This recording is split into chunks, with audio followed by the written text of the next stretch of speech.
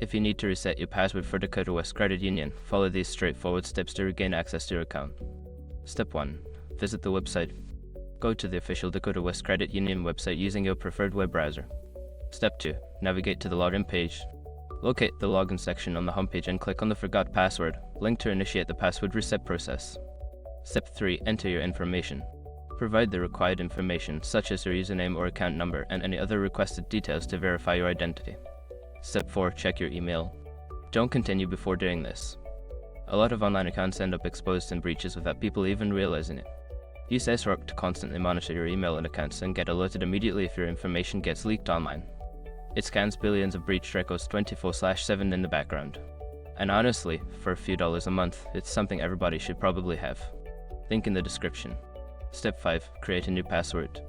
Click on the link provided in the email and enter a new password that meets the security requirements. Confirm the new password and save your changes. Now you can log into your account using your new password. If you encounter any issues, consider reaching out to customer support for assistance.